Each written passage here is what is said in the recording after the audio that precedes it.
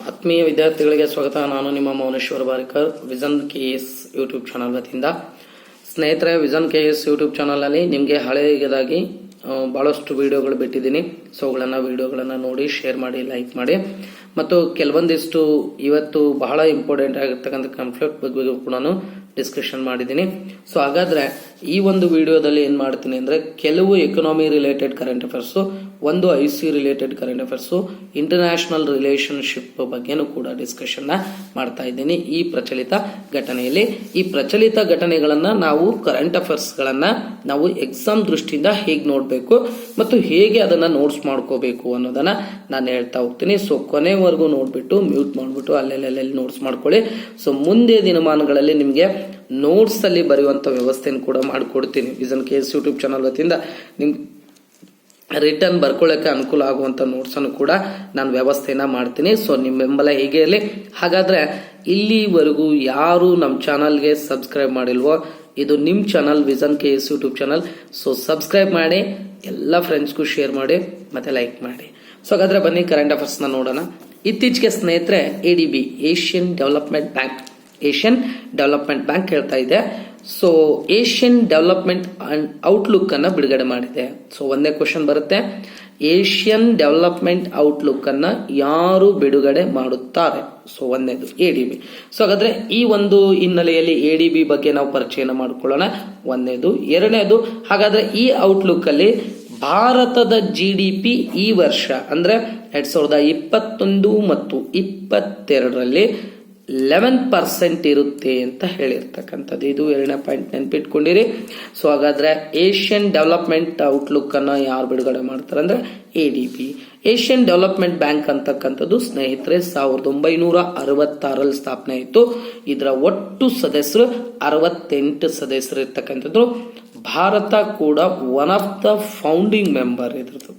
ಅಂದ್ರೆ ಇದರ ಸಂಸ್ಥಾಪನಾ ಸದಸ್ಯ ರಾಷ್ಟ್ರದಲ್ಲಿ ಫೌಂಡಿಂಗ್ ಮೆಂಬರ್, ಸಂಸ್ಥಾಪನಾ ಸದಸ್ಯ ರಾಷ್ಟ್ರ ಕೂಡ ಭಾರತ ಒಂದು ಅಂತ ಹೇಳಿ ಕರಿತೀವಿ.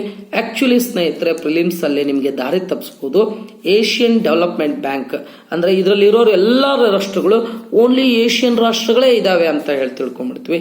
ಏಷ್ಯಾ ಮತ್ತು ಪೆಸಿಫಿಕ್ ರೀಜನ್ ಅಂದ್ರೆ ಈ ಪೆಸಿಫಿಕ್ ರೀಜನ್ ನ ರಾಷ್ಟ್ರಗಳು ಇದಾವೆ. ಅಂದ್ರೆ ಇದರ ಒಟ್ಟು ಸದಸ್ಯರು ನಾನು ಆಗ್ಲೇ ಹೇಳಿದೆ 68 ಸದಸ್ಯರು ಅಂತ. ಅದರಲ್ಲಿ ಏಷ್ಯಾದ ರಾಷ್ಟ್ರಗಳು ಇರೋದು 49, ಉಳಿದ 19 ರಾಷ್ಟ್ರಗಳು ಏನಪ್ಪಾ ಅಂತಂದ್ರೆ ಏಷ್ಯಾ ಪೆಸಿಫಿಕ್ ವಲಯದ ರಾಷ್ಟ್ರಗಳು ಅಂತ ಹೇಳ್ಕರ್ತೀವಿ. ಹಾಗಾದ್ರೆ ADB ಯಲ್ಲಿ ಟಾಪ್ 5 ಶೇರ್ ಹೋಲ್ಡರ್ಸ್ ಯಾರು ಅಂದ್ರೆ, ಫಸ್ಟ್ ಒನ್ ಅಮೆರಿಕ, ಜಪಾನ್ ಎರಡು ಬರ್ತಾರೆ. ಜಪಾನು 15.6% ಶೇರ್ ಹೊಂದಿದ್ರೆ ಅಮೆರಿಕ 15.6% ಶೇರ್ ಅನ್ನ ಹೊಂದಿದೆ. ಇಬ್ರು ಶೇರ್ ಹೋಲ್ಡರ್ಸ್, ಅಮೆರಿಕ ಮತ್ತು ಜಪಾನ್ 15.6% ಶೇರ್ ಹೋಲ್ಡರ್ಸ್. ಮತ್ತು China 6.4%, 6.4% share holders. Bharat 6.3, 6.3 share holders. ಐದನೇದು ಆಸ್ಟ್ರೇಲಿಯಾ 5.8 ಅಂತ ಹೇಳ್ಕರ್ತೀವಿ. ನೋಡಿ, ಇಲ್ಲಿ ಆಸ್ಟ್ರೇಲಿಯಾ ಇದೆ, ಏಷ್ಯಾದಲ್ಲ. ಅಮೆರಿಕ ಇದೆ, ಕೆನಡಾ ಇದೆ. ಸೊ ಯುರೋಪಿಯನ್ ರಾಷ್ಟ್ರಗಳು ಕೂಡ ಇದರಲ್ಲಿ ಕೆಲವಿದಾವೆ. ಸೊ ಹಾಗಾದ್ರೆ ನಾಳೆ ಸ್ಟೇಟ್ಮೆಂಟ್ ರೂಪದಲ್ಲಿ ಬರ್ಬೋದು, ಏಷ್ಯನ್ ಡೆವಲಪ್ಮೆಂಟ್ ಬ್ಯಾಂಕ್ ಕೇವಲ ಏಷ್ಯನ್ ರಾಷ್ಟ್ರಗಳನ್ನು ಮಾತ್ರ ಒಳಗೊಂಡಿದೆ ಅಂತ ಹೇಳಿ. ಅಲ್ಲ, ಏಷ್ಯನ್ ಮತ್ತು ಪೆಸಿಫಿಕ್ ರೀಜನ್ ಎಲ್ಲವೂ ಇರ್ತಕ್ಕಂಥದ್ದು. ಟಾಪ್ 5 ಇನ್ವೆಸ್ಟರ್ಸ್ ಅಲ್ಲಿ ಅಮೆರಿಕನೂ ಇದೆ, ಆಸ್ಟ್ರೇಲಿಯಾನು ಇರ್ತಕ್ಕಂಥದ್ದು. ಹಾಗಾದ್ರೆ ಇದರ ಕೇಂದ್ರ ಕಚೇರಿ ಎಲ್ಲಿದೆ ಅಂತಂದ್ರೆ ಮನೀಲಾ, ಫಿಲಿಪೈನ್ಸ್ ದೇಶದ ಮನೀಲಾದಲ್ಲಿ ಇರ್ತಕ್ಕಂಥದ್ದು. ಅಂದ್ರೆ ಏಷ್ಯನ್ ಡೆವಲಪ್ಮೆಂಟ್ ಬ್ಯಾಂಕ್ ಅಂತ ಯಾಕೆ ಹೆಸರಿಟ್ಟಿದ್ವಿ ಅಂದ್ರೆ, ಏಷ್ಯನ್ ವಲಯದ ಸಾಮಾಜಿಕ ಮತ್ತು ಆರ್ಥಿಕ ಅಭಿವೃದ್ಧಿಗೆ ಇದು ಕೊಡುಗೆಯನ್ನ ಕೊಡೋದ್ರಿಂದ ಅಂತ ಹೇಳಿ ಕರಿತೀವಿ. ಸೊ ಇದನ್ನ ಬಿಟ್ಕೊಂಡಿರ್ಬೇಕು ಸ್ನೇಹಿತರೆ. Next, network for greening financial system, ಬಹಳ important. Network for greening financial ಸಿಸ್ಟಮ್ಗೆ ಸೇರಿದ ಭಾರತದ ಸಂಸ್ಥೆ ಯಾವುದು ಅಂತ ಪ್ರಶ್ನೆ ಕೇಳ್ತಾರೆ. RBI ಸ್ನೇಹಿತರೆ. RBI ಅಂದ್ರೆ ಇತ್ತೀಚೆಗೆ ಭಾರತದ central bank network for greening financial ಸಿಸ್ಟಮ್ಗೆ ಸೇರ್ಪಡೆಯಾಗಿದೆ ಅಂತಕ್ಕಂಥದ್ದು. ಹಾಗಾದ್ರೆ ಏನಿದು ಗ್ರೀನಿಂಗ್ ಫೈನಾನ್ಷಿಯಲ್ ಸಿಸ್ಟಮ್ ಅಂತಕ್ಕಂಥದ್ದು ಅಂದ್ರೆ, ಇದೊಂದು ಗ್ಲೋಬಲ್ ನೆಟ್ವರ್ಕ್ ಸ್ನೇಹಿತರೆ. ಇದೊಂದು ಗ್ಲೋಬಲ್ ನೆಟ್ವರ್ಕ್ ಅಂತ ಹೇಳಿ ಕರಿತೀವಿ. ಇದು ಕ್ಲೈಮೇಟ್ ಚೇಂಜ್ಗೆ ಸಂಬಂಧಪಟ್ಟಿದ್ದು. ಅಂದ್ರೆ ಜಾಗತಿಕ ತಾಪಮಾನಕ್ಕೆ, ಕ್ಲೈಮೇಟ್ ಚೇಂಜ್ ಬಗ್ಗೆ ಅನಲೈಸಿಸ್ ಮಾಡ್ತಕ್ಕಂಥದ್ದು. ಅಂದ್ರೆ ಕ್ಲೈಮೇಟ್ ಚೇಂಜ್ ಇಂದ ಹೇಗೆಲ್ಲ ಆರ್ಥಿಕತೆಯ ಮೇಲೆ ದುಷ್ಪರಿಣಾಮ ಬೀರುತ್ತೆ, ಹೇಗೆ ರಿಕವರಿ ಮಾಡ್ಕೋಬೇಕು, ಹೇಗೆ ಅದನ್ನ ಗೆಟ್ ಇನ್ ಮಾಡ್ಕೋಬೇಕು, ಗ್ಲೋಬಲ್ ವಾರ್ಮಿಂಗ್ ಸಂಬಂಧಪಟ್ಟಂಗೆ ಕ್ಯಾಪಿಟಲ್ ಅದನ್ನ ತಗ್ಸೋಕೆ ಕ್ಯಾಪಿಟಲ್ ಎಲ್ಲಿಂದ ತರಬೇಕು, ಇದನ್ನೆಲ್ಲ ಅನಲೈಸಸ್ ಮಾಡತಕ್ಕಂಥ ಒಂದು ಗ್ಲೋಬಲ್ ನೆಟ್ವರ್ಕ್ ಯಾವುದು ಅಂದ್ರೆ network for greening financial system ಅಂತ ಹೇಳಿ ಕರಿತೀವಿ. ಇದಕ್ಕೆ ಇತ್ತೀಚೆಗೆ ಸೇರ್ಪಡೆಯಾದ ಭಾರತದ ಸಂಸ್ಥೆ RBI ಅಂತ ಹೇಳಿ ಕರಿತಕ್ಕಂಥದ್ದು. ಅಂದ್ರೆ ಗ್ಲೋಬಲ್ ವಾರ್ಮಿಂಗ್ ಇಂದ ನಮ್ಮ ಆರ್ಥಿಕ ವ್ಯವಸ್ಥೆಯ ಮೇಲೆ ಯಾವ್ಯಾವ ಪರಿಣಾಮ ಬೀರುತ್ತೆ, ಇದು ಭಾರತಕ್ಕೂ ಕೂಡ ಹೆಲ್ಪ್ ಆಗುತ್ತೆ ಮುಂದಿನ ದಿನಮಾನಗಳಲ್ಲಿ ಸೊ ಅನ್ನೋದನ್ನ ಅನಲೈಸಸ್ ಮಾಡತಕ್ಕಂಥದ್ದು. ಅಂದ್ರೆ ಈ ಕ್ಲೈಮೇಟ್ ಫೈನಾನ್ಸ್ ಬಗ್ಗೆ ಒಂದಿಷ್ಟು ನಾಲೆಡ್ಜ್ RBIಗೆ ಬರ್ತಕ್ಕಂಥದ್ದು. ಸೊ ಹಾಗಾದ್ರೆ ಕ್ಲೈಮೇಟ್ ಫೈನಾನ್ಸ್ ಬಗ್ಗೆ ಕ್ಯಾಪಿಟಲ್ ನ ಎಲ್ಲಿಂದ ತರಬೇಕು, ಹೇಗೆ ಇನ್ವೆಸ್ಟ್ ಮಾಡಿಸ್ಕೋಬೇಕು ಅನ್ನೋದು ಕೂಡ ಇದರಲ್ಲಿ ಬರ್ತಕ್ಕಂಥದ್ದು. ಹಾಗಾದ್ರೆ ಈ ಸಿಸ್ಟಮ್ ನ ಎಲ್ಲಿ ನಾವು ರಚನೆ ಮಾಡಿದೀವಿ ಅಂತಂದ್ರೆ ಪ್ಯಾರಿಸ್ ಒನ್ ಪ್ಲಾನೆಟ್ ಸಿಸ್ಟಮ್ ಅಂತ ಹೇಳಿ ಡಿಸೆಂಬರ್ 2017 ಸಹಿ ಹಾಕಿದ್ವಿ. ಆಗ ಏನಪ್ಪಾ ಅಂತಂದ್ರೆ ಈ ಫೈನಾನ್ಷಿಯಲ್ ಸಿಸ್ಟಮ್ ಅನ್ನ ಈ ಒಂದು ಗ್ರೀನಿಂಗ್ ಮಾಡ್ಲಿಕ್ಕೋಸ್ಕರ, ಗ್ರೀನರಿ ಆದಿಲ್ ತರ್ಲಿಕ್ಕೋಸ್ಕರ ಈ ನೆಟ್ವರ್ಕ್ ಅನ್ನ ಆರಂಭ ಮಾಡಿರ್ತಕ್ಕಂಥದ್ದು. ಇದು ನೆನಪಿರ್ಲಿ ಸ್ನೇಹಿತರೆ, ನೆಟ್ವರ್ಕ್ ಫಾರ್ ಈ ಒಂದು ಗ್ರೀನಿಂಗ್ ಫೈನಾನ್ಷಿಯಲ್ ಸಿಸ್ಟಮ್ ಅಂತ ಹೇಳಿ ಇದಕ್ಕೆ ಸಹಿ ಹಾಕಿರ್ತಕ್ಕಂಥ ರಾಷ್ಟ್ರ ಅಂತಂದ್ರೆ ಸಂಸ್ಥೆ ಅಂದ್ರೆ ಇತ್ತೀಚೆಗೆ RBI ಅಂತ ಹೇಳಿ ಕರಿತಕ್ಕಂಥದ್ದು. ನೆಕ್ಸ್ಟ್ ತಕ್ತೆ ಅಥವಾ ಟೌಕ್ತೆ ಅಂತ ಹೇಳಿ ಕರಿತೀವಿ. ಚಂಡಮಾರುತ, ಸೈಕ್ಲೋನ್. ತಕ್ತೆ ಚಂಡಮಾರುತ ಇದೊಂದು ಟ್ರೋಪಿಕಲ್ ಸೈಕ್ಲೋನ್ ಅಂತ ಹೇಳಿ ಕರಿತೀವಿ. ಇದೊಂದು ಟ್ರೋಪಿಕಲ್ ಸೈಕ್ಲೋನ್. ಏನ್ ಟ್ರೋಪಿಕಲ್ ಸೈಕ್ಲೋನ್ ಅಂದ್ರೆ ಟ್ರೋಪಿಕಲ್ ಸಮಭಾಜಕ ವೃತ್ತದ ರೀಸನ್ ಅಲ್ಲಿ ಬೀಸುವಂತ ಒಂದು ಟ್ರೋಪಿಕಲ್ ಅಂದ್ರೆ ಸಮಭಾಜಕ ವೃತ್ತದಲ್ಲಿ ಬೀಸುವಂತ ಹೋಗುವಂತ ಒಂದು ಚಂಡಮಾರುತ ಅಂತ ಹೇಳಿ ಕರಿತೀವಿ. ನಿಮ್ಗೆಲ್ಲ ಗೊತ್ತಿದೆ ಚಂಡಮಾರುತ ಉದ್ಭವ ಆಗ್ತಕ್ಕಂಥದ್ದು ಸಿ ಸರ್ಫೇಸ್ ಇದು ಪರ್ಸೆಂಟೇಜ್ ಅಂದ್ರೆ ರೀಚಾರ್ಜ್ ಇಂದ, ಅಂದ್ರೆ ಈ ಸಿಯಲ್ಲಿ ಈ ಒಂದು ಟೆಂಪರೇಚರ್ ಅಂದ್ರೆ ಜಾಸ್ತಿ ಇದ್ದಾಗ ಅಲ್ಲಿ ಪ್ರೆಷರ್ ಏನಾಗುತ್ತೆ, ಲೋ ಪ್ರೆಷರ್ ಇರುತ್ತೆ. ಆ ಲೋ ಪ್ರೆಷರ್ ಇಂದ ಅದು ಮೇಲಕ್ಕೆ ಹೋಗ್ಬೇಕಾದ ಸಂದರ್ಭದಲ್ಲಿ ಅಲ್ಲಿ ಮೋಡಗಳ ಫಾರ್ಮೇಶನ್ ಆಗುತ್ತೆ. ಅದೇ ವಿಂಡ್ ಸಿಸ್ಟಮ್ ಜಾಸ್ತಿ ಆದ ಸಂದರ್ಭದಲ್ಲಿ ಅದು ಸೈಕ್ಲೋನ್ ಆಗಿ ಕನ್ವರ್ಟ್ ಆಗುತ್ತೆ. ಅದ್ರ ಬಗ್ಗೆ ಬೇಸಿಕ್ ನಿಮ್ಗೆ ಗೊತ್ತಿದೆ. ಹಾಗಾದ್ರೆ ತಕ್ತೆ ಚಂಡಮಾರುತ ಇದನ್ನ ಹೆಸರು ಯಾಕೆ ಕೊಟ್ಟಿದ್ರು ಅಂದ್ರೆ ವಿಶ್ವ ಹವಾಮಾನ ಸಂಸ್ಥೆ ಈ ಒಂದು ಹೆಸರುಗಳ ನಿರ್ವಹಣೆಯನ್ನ ಮಾಡುತ್ತೆ. ಅಂದ್ರೆ ಪ್ರತಿ ಇಂತಿಷ್ಟು ದೇಶಗಳು ಹೆಸರುಗಳನ್ನ ಕೊಟ್ಟಿರ್ತವೆ. ಹಾಗಾದ್ರೆ ಲಾಸ್ಟ್ ಇಯರ್ ವಿಶ್ವ ಹವಾಮಾನ ಸಂಸ್ಥೆ ಹೆಸರುಗಳನ್ನ ಬಿಡುಗಡೆ ಮಾಡಿತ್ತು. ಅದರಲ್ಲಿ 4ನೇ ಹೆಸರು ಇದು. ಈ ಹೆಸರನ್ನ ಯಾರು ನೀಡಿದ್ರು ಅಂದ್ರೆ ಮ್ಯಾನ್ಮಾರ್ ಅಂತ ಕರಿತೀವಿ. ತಕ್ತೆ ಅಥವಾ ಟೌಕ್ತೆ ಅಂತಕ್ಕಂಥ ಈ ಚಂಡಮಾರುತನ ಈ ಒಂದು ಬರ್ಮೀಸ್ ಭಾಷೆಯಲ್ಲಿ ಏನಂತಂದ್ರೆ ವಿಶಿಷ್ಟ ಧ್ವನಿಗಳಿಗೆ ಹೆಸರುವಾಸಿಯಾದ ಹಲ್ಲಿ ಅಂತ ಹೇಳಿ ಕರಿತೀವಿ. ಗೆಕ್ಕೋ ಅಂತ ಹೇಳಿ ಕರಿತಕ್ಕಂಥದ್ದು. ಅಂದ್ರೆ IMD ಬಿಡುಗಡೆ ಮಾಡಿರ್ತಕ್ಕಂಥ ಹೆಸರುಗಳಲ್ಲಿ ಇದು 4ನೇದು ಅಂತ ಹೇಳಿ ಕರಿತೀವಿ. ಆಕ್ಚುಲಿ ಸ್ನೇಹಿತರೆ, ನಾವು ಭಾರತದ ರೀಸನ್ ಅನ್ನ ತಗೊಂಡ್ರೆ ಬೇ ಆಫ್ ಬೆಂಗಾಲ್ ಅಲ್ಲಿ ಸೈಕ್ಲೋನ್ಗಳು ಜಾಸ್ತಿ ನಾವು ಜಿಯೋಗ್ರಫಿನ ಓದಂತ ಸಂದರ್ಭದಲ್ಲಿ. ಆದ್ರೆ ಇತ್ತೀಚೆಗೆ ಅರೇಬಿಯನ್ ಸೀದಲ್ಲೂ ವರ್ಷಾ ಚಂಡಮಾರುತ ಕಾಣ್ತಾ ಇದೆ. ಫಾರ್ ಎಕ್ಸಾಂಪಲ್ 2018ರಲ್ಲಿ ಮಖಾನೋ, 2019ರಲ್ಲಿ ವಾಯು, 2020ರಲ್ಲಿ ನಿಸರ್ಗ, 2021ರಲ್ಲಿ ತೌಕ್ತೆ. ಇವೆಲ್ಲ ಅರೇಬಿಯನ್ ಸೀದಲ್ಲಿ ಬಂದಿರತಕ್ಕಂಥದ್ದು. ಅಂದ್ರೆ ನಾವು ನಾರ್ಮಲಿ ಚಂಡಮಾರುತಗಳು ಭಾರತದಲ್ಲಿ ಚಂಡಮಾರುತಗಳು ಬರೋದು ಯಾವುದೇ ಒಂದು ಮಳೆಗಾಲದ ಮೊದಲು, ಇನ್ನೊಂದು ಅಂದ್ರೆ ಈ ಒಂದು ಮೇ ರೀಸನ್ ಅಲ್ಲಿ, ಇನ್ನೊಂದು ಸೆಪ್ಟೆಂಬರ್ ಅಕ್ಟೋಬರ್ ರೀಸನ್ ಅಲ್ಲಿ ಎರಡು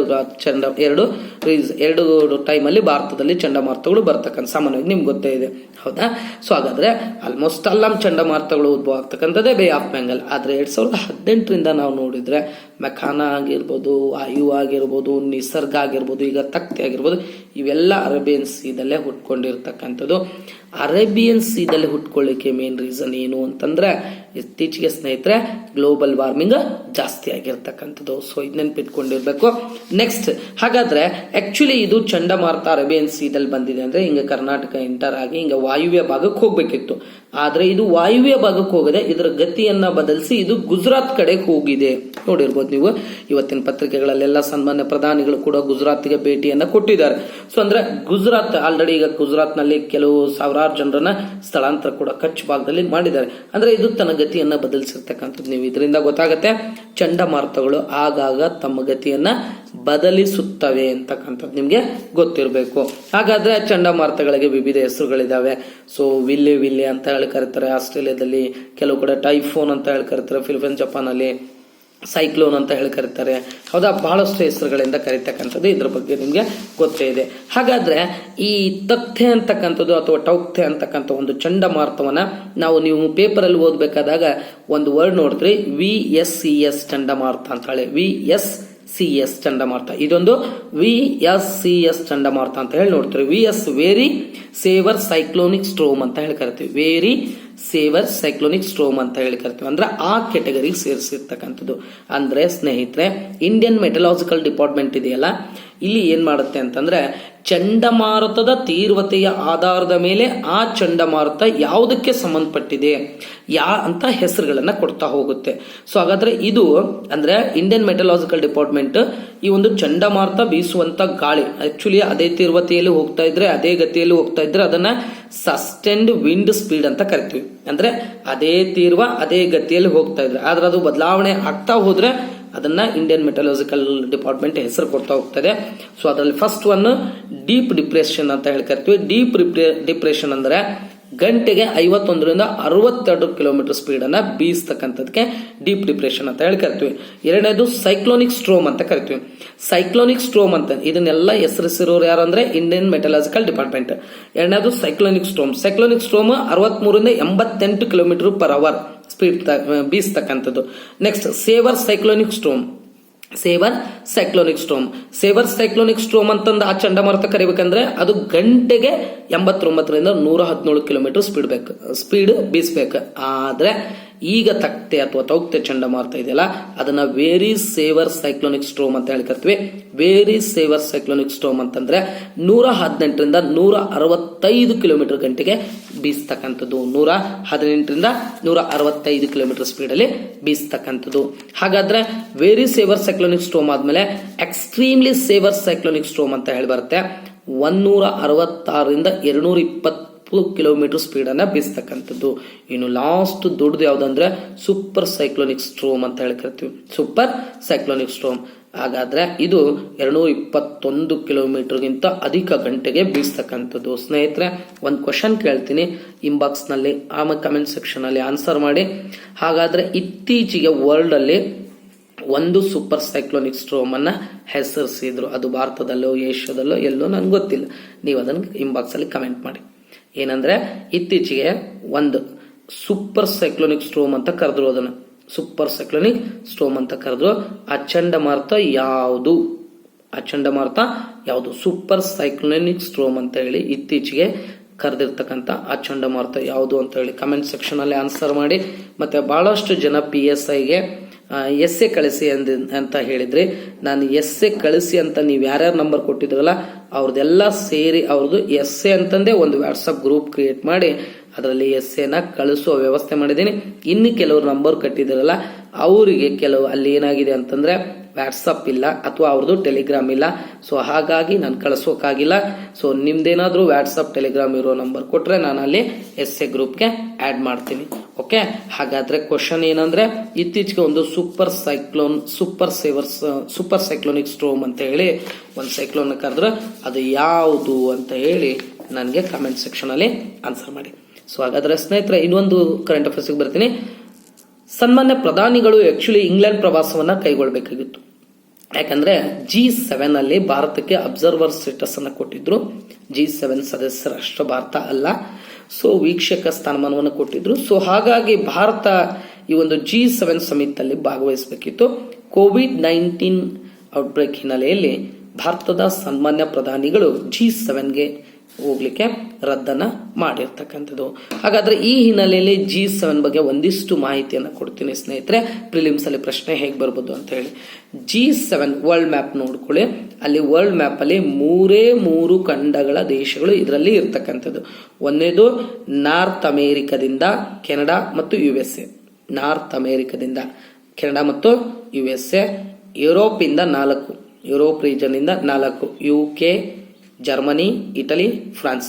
United Kingdom, Germany, Italy, France. England, France, Italy, Germany Europe ಇಂದ. ಇನ್ನು ಏಷ್ಯಾದಿಂದ ಜಪಾನ್. 7 ಇರ್ತಕ್ಕಂಥದ್ದು ನೆನ್ಪಿಟ್ಕೊಂಡಿರ್ಬೇಕು. ನಾಳೆ ಪ್ರಶ್ನೆ ಕೇಳ್ತಾನೆ ಈ ಕೆಳಕಂಡ ಯಾವ ಖಂಡದ ಯಾವ ರಾಷ್ಟ್ರ G7 ನಲ್ಲಿ ಪ್ರತಿನಿಧಿಸುವುದಿಲ್ಲ ಅಂತ ಪ್ರಶ್ನೆನೂ ಕೇಳ್ಬೋದು. ಇರೋದು ಮೂರೇ ಖಂಡದ್ದು. ಒಂದು ನಾರ್ತ್ ಅಮೆರಿಕದು, ಇನ್ನೊಂದು ಯುರೋಪ್ದು, ಇನ್ನೊಂದು ಏಷ್ಯಾದ ಇರೋದು ಒಂದೇ ಒಂದು, ಯುರೋಪ್ದು ಇರೋದು 4, ನಾರ್ತ್ ಅಮೆರಿಕದು 2. ಸೌತ್ ಅಮೆರಿಕ ಇಲ್ಲ, ಆಸ್ಟ್ರೇಲಿಯಾ ಇಲ್ಲ, ಆಫ್ರಿಕಾದ ಯಾವ ಖಂಡನೂ ಇಲ್ಲ. ಇದನ್ನು ಪ್ರಿಲಿಮ್ಸ್ ಅಲ್ಲಿ ಸ್ಟೇಟ್ಮೆಂಟ್ ರೂಪದಲ್ಲಿ ಕೇಳುವಂತ ಚಾನ್ಸಸ್ ಇರುತ್ತೆ, ಸ್ವಲ್ಪ ಗಮನದಲ್ಲಿರಲಿ. ಹಾಗಾದ್ರೆ G7 ಸಂಘಟನೆ ಹುಟ್ಕೊಂಡಿದ್ದು 1975 ಆಕ್ಚುಲಿ 1973 ವರ್ಲ್ಡ್ ಅಲ್ಲಿ ಆಯಿಲ್ ಕ್ರೈಸಿಸ್ ಉಂಟಾಗುತ್ತೆ. ತೈಲ ಬೆಲೆಯಲ್ಲಿ ವಿಪರೀತವಾದಂತ ಈ ಒಂದು ಸಮಸ್ಯೆ ಉಂಟಾಗುತ್ತೆ. ಆಯಿಲ್ ಕ್ರೈಸಿಸ್ ಉಂಟಾದಂತ ಸಂದರ್ಭದಲ್ಲಿ ಆಗ ಈ ಒಂದು ಮುಂದುವರೆದ ರಾಷ್ಟ್ರಗಳಿದಾವಲ್ಲ, ಇವೆಲ್ಲ ಸೇರಿ ಏನಪ್ಪಾ ಅಂತಂದ್ರೆ ಈ ರೀತಿಯಾದಂತ ಕ್ರೈಸಿಸ್ ಉಂಟಾದ್ರೆ ನಮ್ಮ ಎಕನಾಮಿಗೆ ಹೊಡೆತ ಬೀಳುತ್ತೆ ಅಂತ ಹೇಳಿ ಒಂದ್ ಕಡೆ ಸಭೆ ಸೇರಕ್ಕೆ ಡಿಸೈಡ್ ಮಾಡ್ತವೆ. ಸೊ ಇಂಥ ಕ್ರೈಸಿಸ್ ಬಂದ್ರೆ ಅದನ್ನ ಎದುರಿಸಲಿಕ್ಕೆ ನಾವೆಲ್ಲ ಒಂದ್ ಕಡೆ ಸಭೆ ಸೇರಿ ಮಾತಾಡಬೇಕು ಅಂತ ಹೇಳಿ ಒಂದು ಸಂಸ್ಥೆನ ಹುಟ್ಟಾಕೋತೇವೆ. ಅದೇ ಸಂಸ್ಥೆ ಯಾವುದು ಅಂದ್ರೆ G7 ಅಂತ ಹೇಳಿ ಕರಿತೀವಿ. ಅದೇ ಸಂಸ್ಥೆ ಯಾವುದು? G7 ಅಂತ ಹೇಳಿ ಕರಿತಕ್ಕಂಥದ್ದು. ಹಾಗಾದ್ರೆ ಈ G7 ಅಲ್ಲಿ ಅಂತಾರಾಷ್ಟ್ರೀಯ ಮಟ್ಟದಲ್ಲಿ ಉಂಟಾಗುವ ಕ್ರೈಸಿಸ್ಗಳ ಬಗ್ಗೆ, ಅಂತಾರಾಷ್ಟ್ರೀಯ ಶಾಂತಿ ಸೌಹಾರ್ದತೆ ಬಗ್ಗೆ, ಆರ್ಥಿಕ ವಿಚಾರಗಳ ಬಗ್ಗೆ ಚರ್ಚೆ ಆಗ್ತಕ್ಕಂಥದ್ದು. ಆದ್ರೆ G7ಗೆ ತನ್ನದೇ ಆದಂತ ಯಾವುದೇ ಸಂವಿಧಾನ ಇಲ್ಲ, ಚಾರ್ಟರು ಇಲ್ಲ, ಕೇಂದ್ರ ಸ್ಥಾನವೂ ಇಲ್ಲ. ನಾಳೆ ಪ್ರಿಲಿಮ್ಸ್ ಅಲ್ಲಿ ಸ್ಟೇಟ್ಮೆಂಟ್ ರೂಪದಲ್ಲಿ ಪ್ರಶ್ನೆ ಬರ್ಬೋದು. ಸೊ ನೆನ್ಪಿಟ್ಕೊಳ್ಳಿ, G7ಗೆ ಸಂಬಂಧಪಟ್ಟಂಗೆ ಯಾವುದೇ ರೀತಿಯಾದಂತ ಒಂದು ಕೇಂದ್ರ ಕಚೇರಿನೂ ಇಲ್ಲ, ಸಂವಿಧಾನನೂ ಇಲ್ಲ, ಚಾರ್ಟರು ಇಲ್ಲ ಅಂತಕ್ಕಂಥದ್ದು. ಹಾಗಾದ್ರೆ G7 ಅಲ್ಲಿ ರಾಜತಾಂತ್ರಿಕರು ಅಂತ ಹೇಳಿರ್ತಾರೆ, ಅವರು ಇದನ್ನ ವಾರ್ಷಿಕವಾಗಿ ಆಯೋಜನೆಯನ್ನ ಮಾಡ್ತಾರೆ. ಆ ರಾಜತಾಂತ್ರಿಕರನ್ನ, ಅಂಬಾಸಿಡರ್ ಅನ್ನ ಏನಂತ ಕರೀತಾರೆ ಅಂದ್ರೆ ಶೆರ್ಪಾಸ್ ಅಂತ ಕರೀತಾರೆ. ಏನಂತ ಕರೀತಾರೆ? ಶೆರ್ಪಾಸ್ ಅಥವಾ ರಾಜತಾಂತ್ರಿಕರು ಅಥವಾ ಅಂಬಾಸಿಡರ್ ಅಂತ ಹೇಳಿ ಕರಿತೀವಿ. ಆ ಶೆರ್ಪಾಸ್ ಮತ್ತು ರಾಜತಾಂತ್ರಿಕರು ಇರ್ತಾರಲ್ಲ, ಅವರು ಪ್ರತಿ ವರ್ಷ ಎಲ್ಲಿ ನಡಿಬೇಕು, ಏನೇನು ಚರ್ಚೆ ಆಗಬೇಕು, ಯಾರನ್ನು ಕರಿಬೇಕು, ಯಾವ್ಯಾವ ರೀತಿ ಅಂಶಗಳಿರಬೇಕು, ಇದನ್ನ ಹೆಂಗ್ ಜಾರಿಗೆ ತರಬೇಕು ಅನ್ನುವಂತ ಎಲ್ಲದನ್ನು ಚರ್ಚೆ ಮಾಡ್ತಾರೆ. ಅವರೇ ಯಾರು ಅಂದ್ರೆ ಶೆರ್ಪಾಸ್ ಅಂತ ಹೇಳಿ ಕರಿತಕ್ಕಂಥದ್ದು. ಹಾಗಾದ್ರೆ ಈ G7ಗೆ European Union, IMF, world bank ಮತ್ತು ಯೂನಿಯನ್ ಕೂಡ ತಜ್ಞರು ಭಾಗವಹಿಸ್ತಾರೆ. ಮತ್ತು ಯಾವ ರಾಷ್ಟ್ರದಲ್ಲಿ G7 ಸಮಿಟ್ ನಡೆಯುತ್ತೋ ಅವರು ಯಾವುದಾದ್ರೂ ರಾಷ್ಟ್ರಕ್ಕೂ ವಿಶೇಷವಾದಂತ ಆಹ್ವಾನವನ್ನ ಕೊಡಬಹುದು. ಸೊ ಹೀಗೆ ನಮಗೂ ಕೂಡ ವಿಶೇಷವಾದಂತ ಆಹ್ವಾನವನ್ನ 2020 ಕೊಟ್ಟರು. ಬಟ್ ನಾವು COVID-19 ಇರೋದ್ರಿಂದ ಅಮೆರಿಕ ಕೊಟ್ಟಕ್ಕೆ ಹೋಗ್ಲಿಲ್ಲ. ಸೊ ಈ ವರ್ಷನೂ ಕೂಡ ಕೊಟ್ಟರು, ಈ ವರ್ಷ ಕೂಡ ಹೋಗ್ಲಿಲ್ಲ.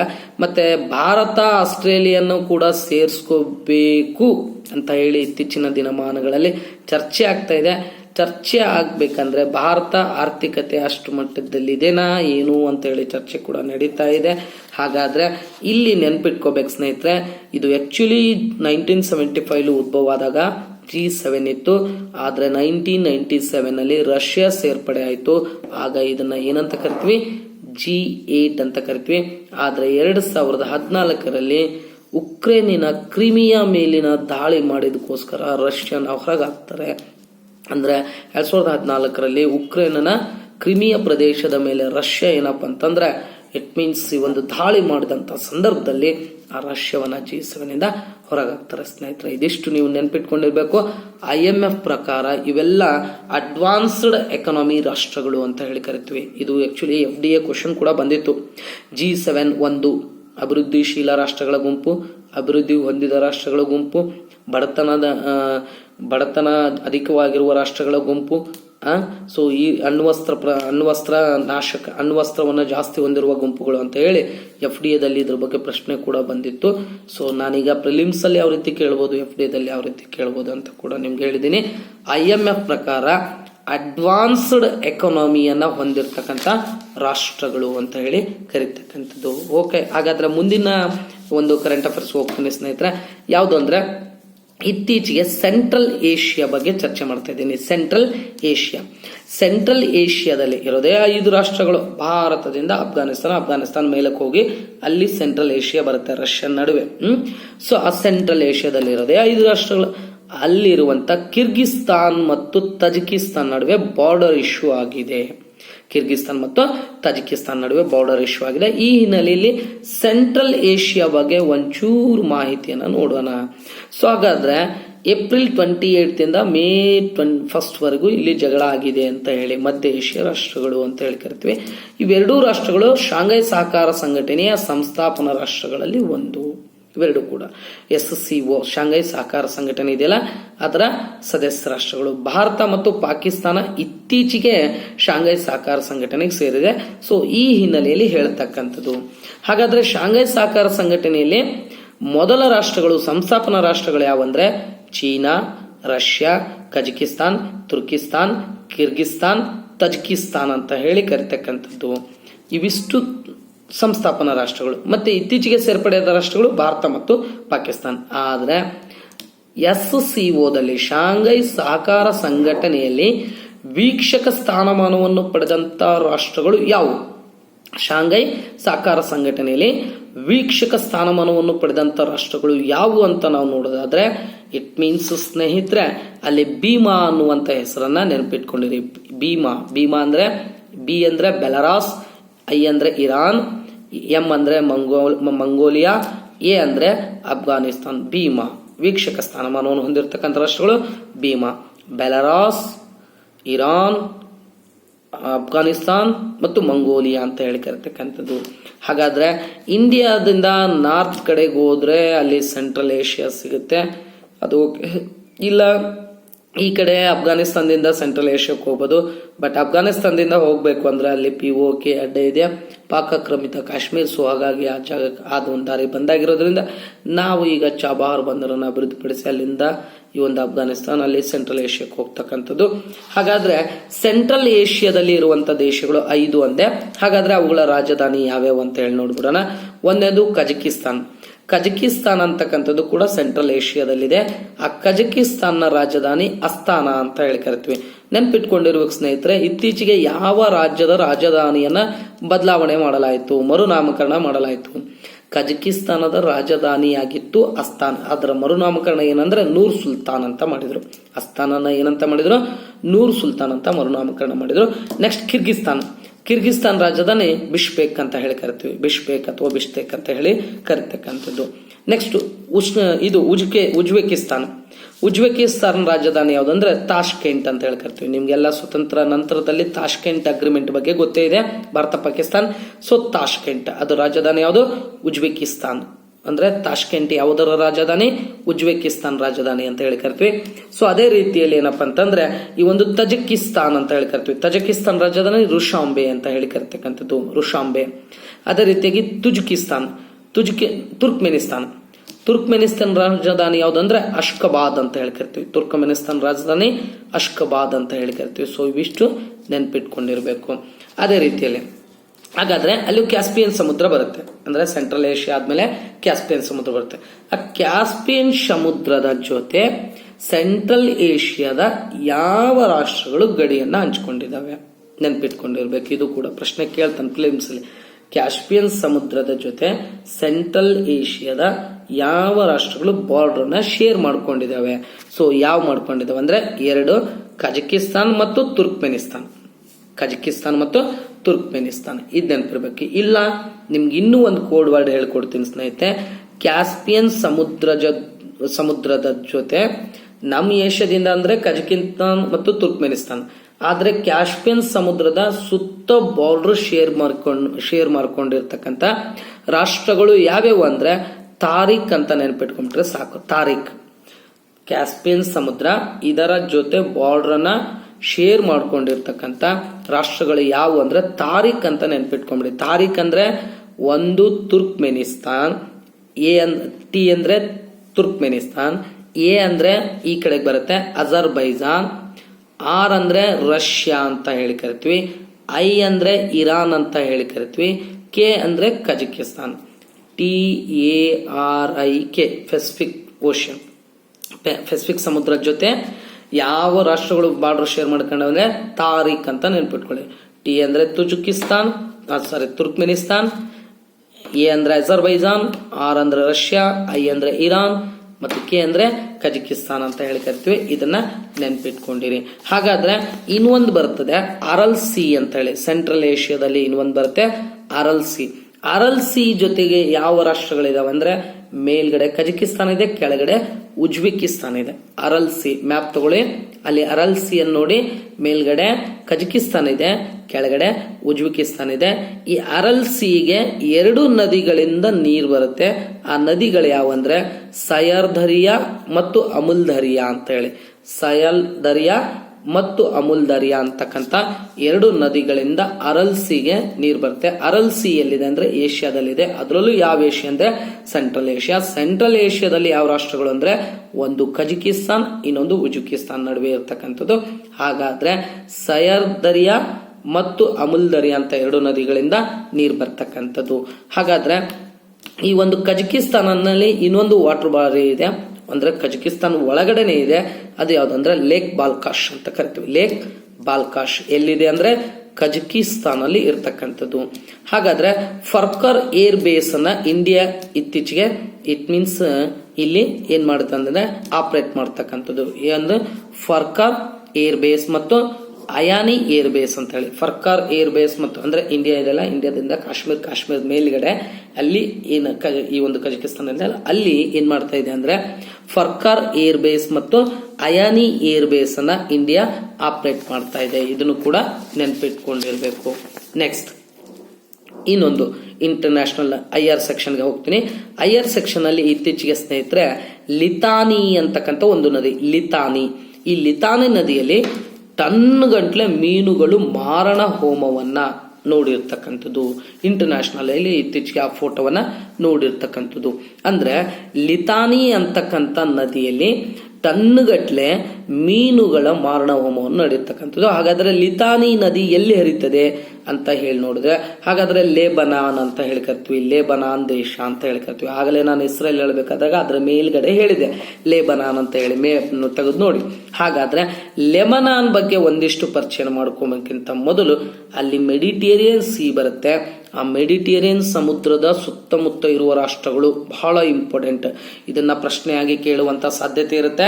ಸೊ ನೆನ್ಪಿಟ್ಕೊಂಡಿರಿ ಸ್ನೇಹಿತರೆ, ಮೆಡಿಟೇರಿಯನ್ ಸಿ ಸುತ್ತಮುತ್ತ ಇರುವಂತ ರಾಷ್ಟ್ರಗಳು ಆಫ್ರಿಕಾ, ಏಷ್ಯಾ, ಯುರೋಪ್ ರಾಷ್ಟ್ರಗಳು. ಹಿಂಗ್ ಡಿವೈಡ್ ಮಾಡ್ಕೊಳ್ಳಿ. ಆಫ್ರಿಕಾ, ಏಷ್ಯಾ, ಯುರೋಪ್ ರಾಷ್ಟ್ರಗಳು. ಯುರೋಪಿನ ರಾಷ್ಟ್ರಗಳು ಮೇಲ್ ಬರ್ತವೆ, ಏಷ್ಯಾದ್ವಿ ಈ ಕಡೆ ಬರ್ತವೆ, ಆಫ್ರಿಕಾದ್ವಿ ಈ ಕಡೆ ಬರ್ತವೆ. ಹಾಗಾದ್ರೆ ನಾನು ಒಂದೊಂದು ಹೇಳ್ತೀನಿ. ನಡುವೆ ಮೆಡಿಟೇರಿಯನ್ ಸಿ, ಮೇಲ್ಗಡೆ ಯುರೋಪ್ ರಾಷ್ಟ್ರಗಳು, ಈ ಕಡೆ ಏಷ್ಯನ್ ರಾಷ್ಟ್ರಗಳು, ಈ ಕಡೆ ಈ ಒಂದು ಆಫ್ರಿಕಾ ರಾಷ್ಟ್ರಗಳು. ಆಫ್ರಿಕಾ ರಾಷ್ಟ್ರಗಳಲ್ಲೇ ಮೊರಾಕೋ ಬರುತ್ತೆ, ಅಲ್ಬೇರಿಯಾ ಬರುತ್ತೆ, ಟುನೀಷಿಯಾ ಬರುತ್ತೆ, ಲಿಬಿಯಾ ಬರುತ್ತೆ, ಈಜಿಪ್ಟ್ ಬರುತ್ತೆ. 5 ದೇಶಗಳು ಆಫ್ರಿಕಾದು. ಆಫ್ರಿಕಾ ನೆನ್ಪಿಟ್ಕೊಳ್ಳಿ. ಮೊರಾಕೋ, ಅಲ್ಬೇರಿಯಾ, ಟುನೀಷಿಯಾ, ಲಿಬಿಯಾ ಮತ್ತು ಈಜಿಪ್ಟ್ 5 ದೇಶಗಳು ಬರ್ತಕ್ಕಂಥದ್ದು. ಇನ್ನು ಇಂಡಿಯಾ ಈ ಕಡೆ ಏಷ್ಯಾ ಕಡೆಗೆ ಹೋದ್ರೆ, ಏಷ್ಯಾ ಕಡೆಗೆ ಬಂದ್ರೆ ಟರ್ಕಿ ಬರುತ್ತೆ. ಟರ್ಕಿನ ನಾವು ಯುರೇಷಿಯಾ ಅಂತ ಕರಿತೀವಿ ಅದನ್ನ. ಅಂದ್ರೆ ಯುರೋಪ್ ನಲ್ಲಿ ಅರ್ಧ ಇದೆ, ಭಾರತದ ಏಷ್ಯಾದಲ್ಲಿ ಅರ್ಧ ಇದೆ. ಸೊ ಹಾಗಾಗಿ ಯುರೋಪ್ನಾಗೂ ಕನ್ಸಿಡರ್ ಮಾಡ್ಕೊಳ್ಳಿ, ಏಷ್ಯಾದಲ್ಲೂ ಕನ್ಸಿಡರ್ ಮಾಡ್ಕೊಳ್ಳಿ. ಒಂದು ಟರ್ಕಿ ಬರುತ್ತೆ, ಸಿರಿಯಾ ಬರುತ್ತೆ, ಪ್ಯಾಲೆಸ್ತೈನ್ ಬರುತ್ತೆ, ಇಸ್ರೇಲ್ ಬರುತ್ತೆ, ಲೆಬನಾನ್ ಬರುತ್ತೆ, ಸೈಪ್ರಸ್ ಬರುತ್ತೆ. ಮೆಡಿಟೇರಿಯನ್ ಸಮುದ್ರದಲ್ಲಿ ಬರ್ತಕ್ಕಂಥ ರಾಷ್ಟ್ರಗಳು, ಏಷ್ಯಾ ರಾಷ್ಟ್ರಗಳು. ನಾಳೆ ಅದನ್ನು ಕೇಳ್ಬೋದು. ಯಾವ್ದು? ಈ ಕಡೆ ಟರ್ಕಿ ಬರುತ್ತೆ, ಪ್ಯಾಲೆಸ್ತೈನ್ ಬರುತ್ತೆ, ಇಸ್ರೇಲ್ ಬರುತ್ತೆ, ಲೆಬನಾನ್ ಬರುತ್ತೆ, ಸೈಪ್ರಸ್ ಬರುತ್ತೆ. ಏಷ್ಯಾದಿಂದ 6 ರಾಷ್ಟ್ರಗಳು. ಟರ್ಕಿನ ಯುರೇಷಿಯಾಗೆ ಹಾಕೊಳ್ಳಿ. ಇನ್ನು ಯುರೋಪ್ ಅಲ್ಲಿ ಈ ಕಡೆಯಿಂದ ತಗೊಳ್ಳಿ. ಸ್ಪೇನ್ ಬರುತ್ತೆ, ಅದಾದ್ಮೇಲೆ ಫ್ರಾನ್ಸ್, ಅದಾದ್ಮೇಲೆ ಇಟಲಿ. ನೋಡಿ, Spain, France, Italy, Slovenia, Croatia, Bosnia, Herzegovina, Montenegro, Albania, Greece. ಇಷ್ಟು ಬರ್ತವೆ. ಗ್ರೀಸ್ ಬರುತ್ತೆ, ಅಲ್ಬೇನಿಯಾ ಬರುತ್ತೆ, ಇಟಲಿ ಬರುತ್ತೆ, ಕ್ರೊವೇಷಿಯಾ ಬರುತ್ತೆ, ಸ್ಲೋವೇನಿಯಾ ಬರುತ್ತೆ, ಫ್ರಾನ್ಸ್ ಬರುತ್ತೆ, ಸ್ಪೇನ್ ಬರುತ್ತೆ. ಇವೆಲ್ಲ ಮೆಡಿಟೇರಿಯನ್ ಸಿ. ನೀವೇನು ಸಿಂಪಲ್ ಆಗಿ ಮೆಡಿಟೇರಿಯನ್ ಸಿ, ಈ ಕಡೆ ಯುರೋಪ್, ಈ ಕಡೆ ಏಷ್ಯಾ, ಈ ಕಡೆ ಆಫ್ರಿಕನ್ ರಾಷ್ಟ್ರಗಳು ಯಾವ್ಯಾವ ಅಂತ ಒಂದು ಕೋಡ್ ವರ್ಡ್ ಮಾಡ್ಕೊಳ್ಳಿ, ಅಲ್ಲಿ ಹಾಕೊಳ್ಳಿ. ಮತ್ತು ಈಗ ಆಲ್ರೆಡಿ UPSC ಅಲ್ಲಿ ಬಹಳ ದಿನಗಳಿಂದ ಒಂದು ಪ್ರಶ್ನೆ ಕೇಳಿದ್ದಾನೆ. ಒಂದು ಮಾಲ್ಟಾ ಅನ್ನುವಂಥ ದ್ವೀಪ ರಾಷ್ಟ್ರವನ್ನ ಯಾವ ವಾಟರ್ ಬಾಡಿ ಸುತ್ತುವರೆದಿದೆ? ಅಂದ್ರೆ ಇಡೀ ಮೆಡಿಟೇರಿಯನ್ ಸೀದಲ್ಲಿ ಮಿಡ್ಲಲ್ಲಿ ಒಂದು ದ್ವೀಪ ರಾಷ್ಟ್ರ ಇದೆ. ಯಾವುದು ಅಂದ್ರೆ ಮಾಲ್ಟಾ ಅಂತ ಹೇಳಿ ಕರಿತೀವಿ. ಇಡೀ ಮೆಡಿಟೇರಿಯನ್ ಸೀಲಿ ಮಿಡ್ಲಲ್ಲಿ ಒಂದು ದ್ವೀಪ ರಾಷ್ಟ್ರ ಯಾವುದು ಅಂದ್ರೆ ಮಾಲ್ಟಾ ಅಂತ ಹೇಳಿ ಕರಿತೀವಿ.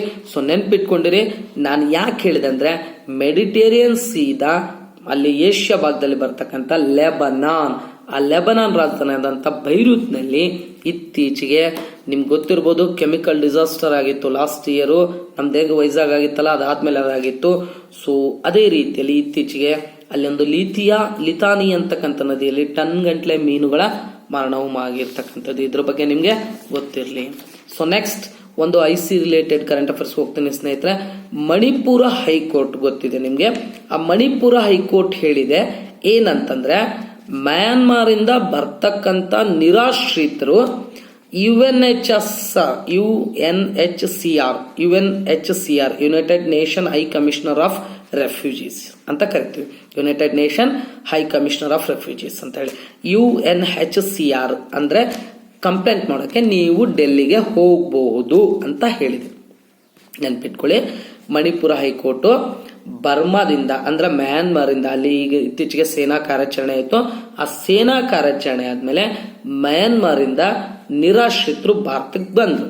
ಅವ್ರಿಗೆ ಆಕ್ಚುಲಿ ನಾವು ಈ ಒಂದು ಅಂತಾರಾಷ್ಟ್ರೀಯ ನಿರಾಶ್ರಿತರ ಒಪ್ಪಂದಕ್ಕೆ ಸಹಿ ಹಾಕಿಲ್ಲ, ಆದ್ರೂ ಕೂಡ ಮಣಿಪುರ ಹೈಕೋರ್ಟ್ ಹೇಳಿದೆ UNHCR ಗೆ ಭಾರತ ಭಾಗವಾಗಿದೆ.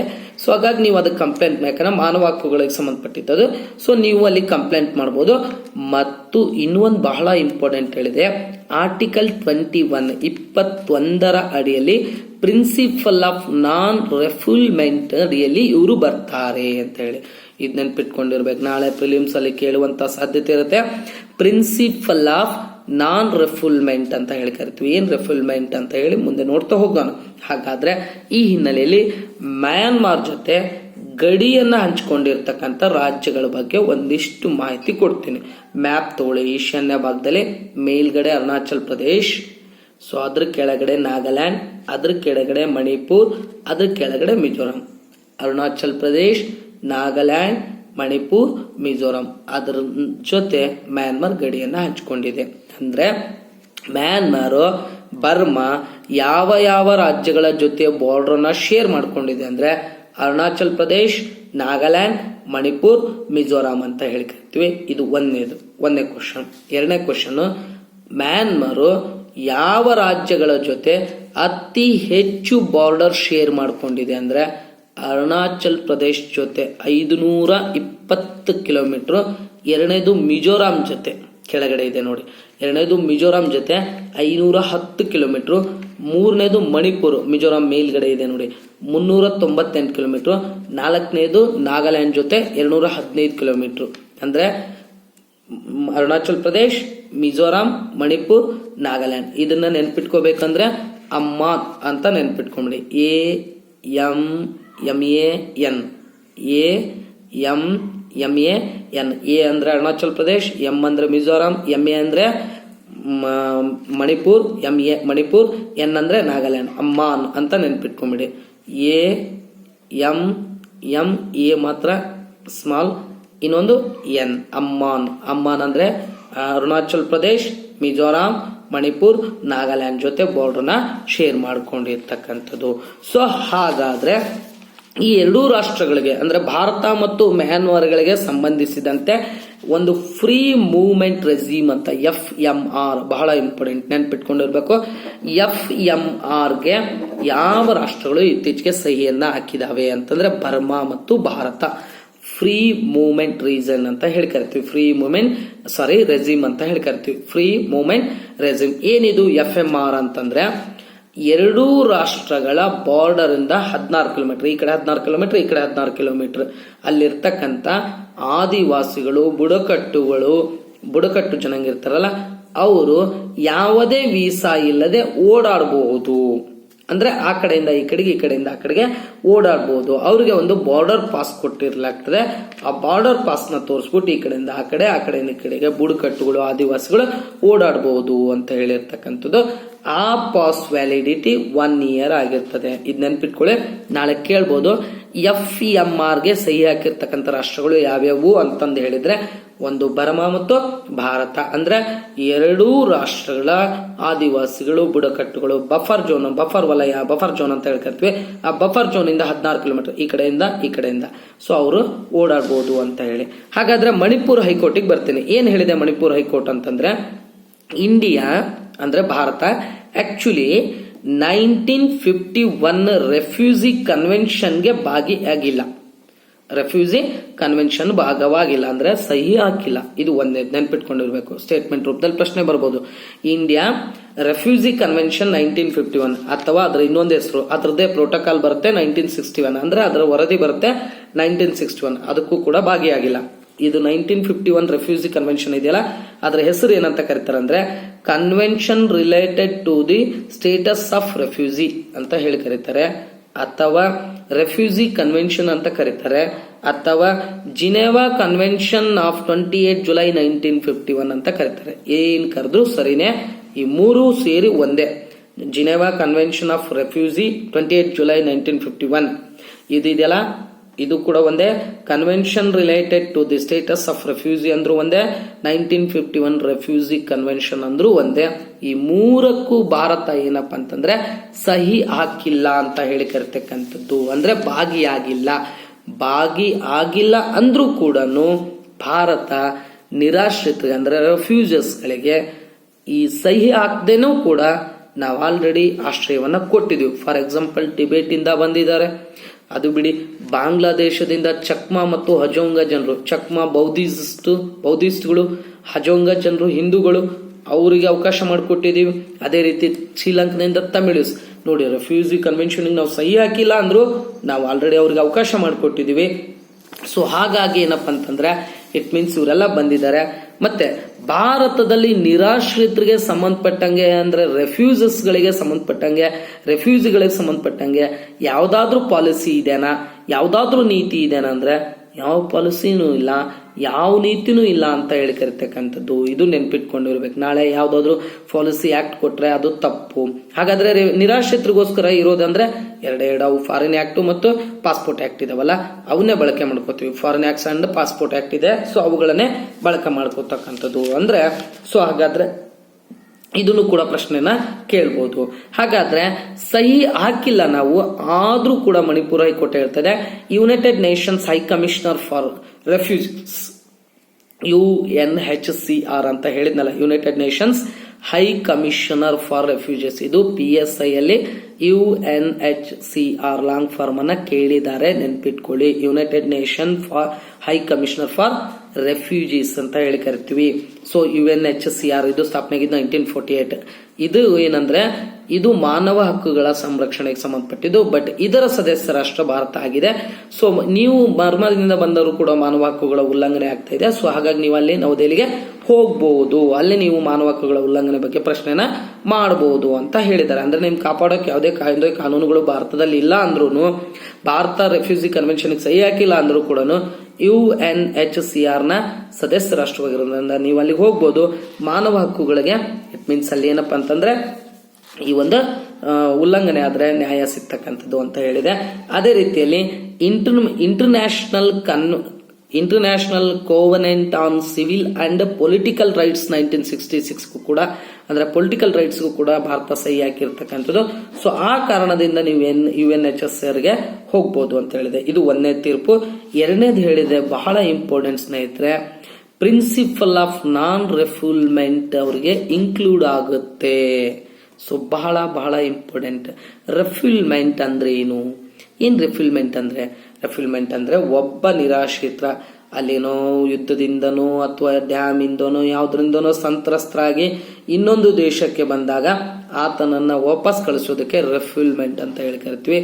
ಆದ್ರೆ ಹೀಗೆ ನಿರಾಶ್ರಿತರಾಗಿ ಬಂದಂತ ವ್ಯಕ್ತಿಗೆ ಅಲ್ಲಿ ಆತನ ಜೀವಕ್ಕೆ ಥ್ರೆಟ್ ಇದೆ ಅಥವಾ ಆತನಿಗೆ ಭಯ ಇದೆ, ಆತನಿಗೆ ಭದ್ರತೆ ಇಲ್ಲ, ಸೊ ಹಾಗಾಗಿ ಆತನನ್ನು ವಾಪಸ್ ಕಳಿಸೋಂಗಿಲ್ಲ ಅಂದ್ರೆ ಅದನ್ನ ನಾನ್ ರೆಫ್ಯೂಲ್ಮೆಂಟ್ ಅಂತ ಹೇಳಿ ಕರಿತೀವಿ. ಅಂದ್ರೆ ಆರ್ಟಿಕಲ್ 21 ಅಡಿಯಲ್ಲಿ ಪ್ರಿನ್ಸಿಪಲ್ ಆಫ್ ನಾನ್ ರೆಫುಲ್ಮೆಂಟ್ ಬರುತ್ತೆ. ಸೊ ಇದು ನೆನ್ಪಿಟ್ಕೊಂಡಿರ್ಬೇಕು. ನಾಳೆ ಕೇಳ್ತಾರೆ ಪ್ರಿನ್ಸಿಪಲ್ ಆಫ್ ನಾನ್ ರೆಫುಲ್ಮೆಂಟ್ ಯಾವ ಆರ್ಟಿಕಲ್ ಅಲ್ಲಿ ಬರುತ್ತೆ ಅಂತ ಹೇಳಿ. 21 ಆರ್ಟಿಕಲ್ ಅಲ್ಲಿ ಬರುತ್ತೆ. ಅಂದ್ರೆ ಒಂದು ದೇಶದಿಂದ ಬಂದಂತ ವ್ಯಕ್ತಿಯನ್ನ ತನ್ನ ದೇಶಕ್ಕೆ ಕಳಿಸ್ಬೇಕು ಅಂದ್ರೆ ಅದನ್ನ ರೆಫುಲ್ಮೆಂಟ್ ಅಂತ ಹೇಳಿ ಕರಿತೀವಿ.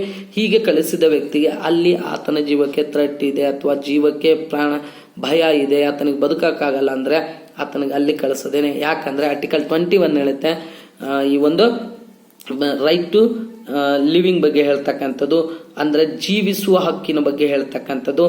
ಸೊ ಹಾಗಾಗಿ ಅಂದ್ರೆ 21ನೇ ವಿಧಿ ವಿದೇಶಿಯರಿಗೂ ಅಪ್ಲೈ ಆಗುತ್ತೆ ಅನ್ನೋದು ನಿಮ್ಗೆ ಇಲ್ಲಿ ಗೊತ್ತಾಗ್ಬೇಕು. ಅಂದ್ರೆ ನಾನು ಫಂಡಮೆಂಟಲ್ ರೈಟ್ಸ್ ನ ಹೇಳ್ಬೇಕಾದಾಗ ನಿಮ್ಗೆ ಹೇಳಿದೀನಿ, ಫಾರಿನರ್ಸ್ಗೂ ಮತ್ತು ಸ್ವದೇಶಿಯರಿಬ್ಬರಿಗೂ ಅಪ್ಲೈ ಆಗ್ತವೆ ಕೆಲವು ಫಂಡಮೆಂಟಲ್ ರೈಟ್ಸ್ ಗಳು ಅಂತ ಹೇಳಿ.